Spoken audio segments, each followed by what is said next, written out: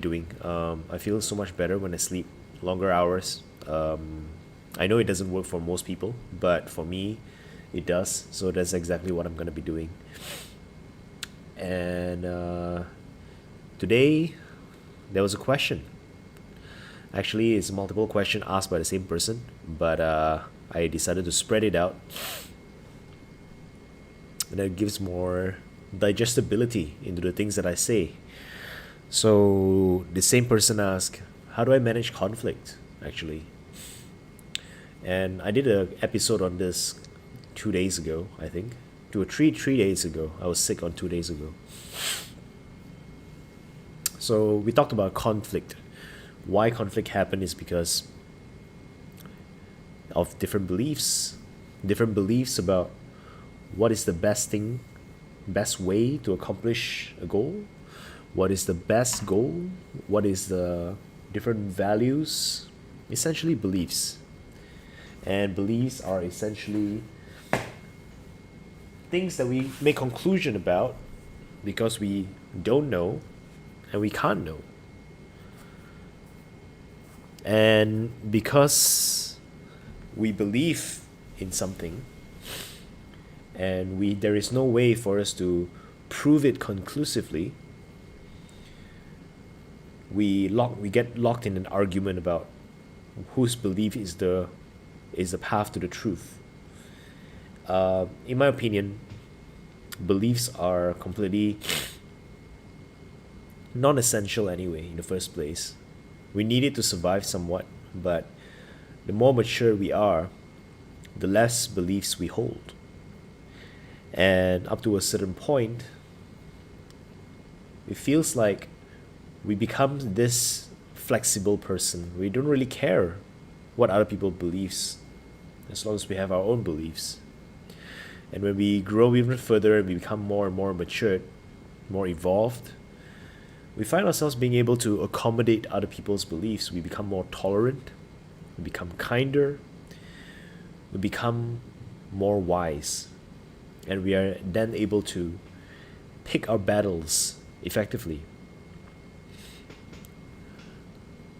So I will speak about this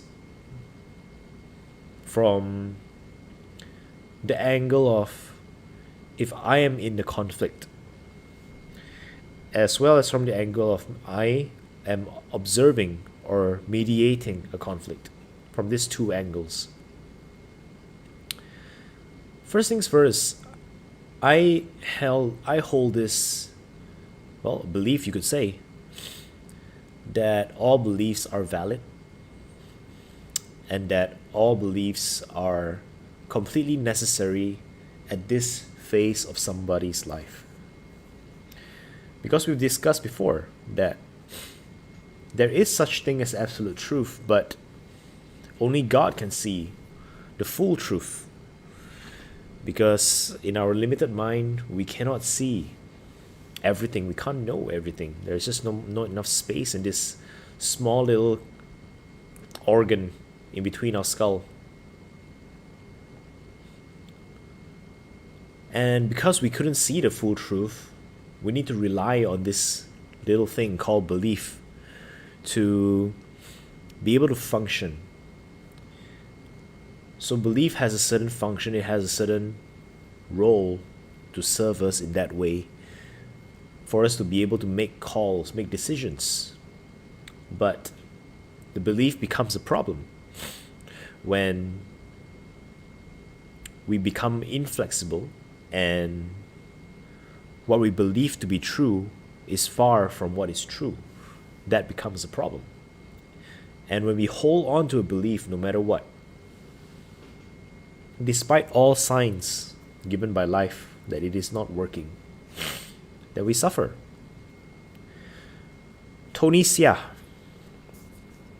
the famous entrepreneur who recently died, he was quoted as somebody who holds on to his belief about happiness, about delivering happiness. And he told Jewel, the singer, that in order for you to succeed, you must be so strong in your belief that you're willing to lose it all. And you know the funny thing is, that is his belief, and the belief was true. It literally materialized. He lost it all. He didn't lose in money, but his friend Jewel could see very clearly he is depressed. But he won't admit that he's depressed because he's supposed to be happy. So he held on to his belief, and it didn't serve him. But at some point it did. And same goes with all of us. Whatever belief that we have, at some point in our life, we needed it. We needed that belief to make a conviction, to create a conviction within ourselves, to take certain action, make certain decisions that it may be very tough to move on. So if I am sensing a certain conflict with somebody, the first things first is I will acknowledge to myself that whatever this person is saying right now is true to this person right now. And so there is no need for me to prove him or her wrong. There is no need for me to argue. I've been called many things when I got into arguments. The most recent of which, there was I think it was a couple of months ago, a vegan called me a murderer for eating meat. Same vegan called me a rapist for drinking milk. Actually, I don't drink milk, but she just assumed that I drink milk. See, that's a belief too, that all meat eaters drink milk. So when faced in situations like that, because the person is heated up, there is no rationality to it. There is no reasoning to it. Nothing that we can offer. The only thing we can do is just take it in. Unfair? Totally. Completely unfair. So what? Fairness is in itself a belief. In our fight against what we think is fair or unfair, we have caused so much harm.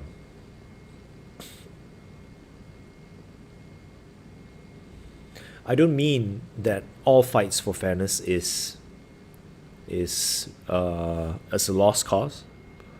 I think that it is necessary. But we gotta choose our battles very carefully. What is my objective? Because there's only so many battles that we can fight.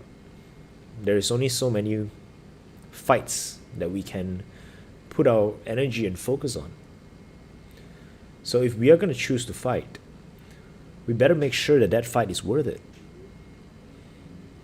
And most conflicts, the fight isn't worth it. Money can be made. Time can be, it can be lost, but lessons can be gained again. But certain things that we want to do with our life, we must be very clear.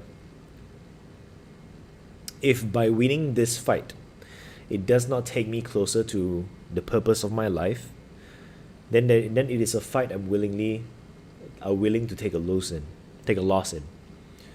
Because winning this fight is got nothing to do with my purpose except to soothe my own ego. So as a person who is involved in a conflict, first thing I would do is I would acknowledge that whatever it is that this person is saying right now is true to them. And I would not try to change their mind unless it affects my life purpose. But more importantly, the second step is I want to make them feel that they are understood, that they are heard. Because why do people keep saying the same thing over and over again? Because they don't feel heard, right? They don't feel that we are listening to them. So they constantly keep on repeating exactly the same thing that they are saying because they think that we don't understand. In a situation like that, to try and tell them more things doesn't help because they don't want to understand us. at that point in time. They want to be understood. So the best thing to do is make sure we are understanding them properly, and we communicate with them with the objective of helping them understand that we are understanding them. Because once they felt understood, most of the time the conflict is gonna be over. Sometimes, once they felt understood, they're gonna try to impose their intentions, their agendas on us. They're gonna try to impose that we take on their belief systems, or they're gonna try to impose that we do what they want us to do.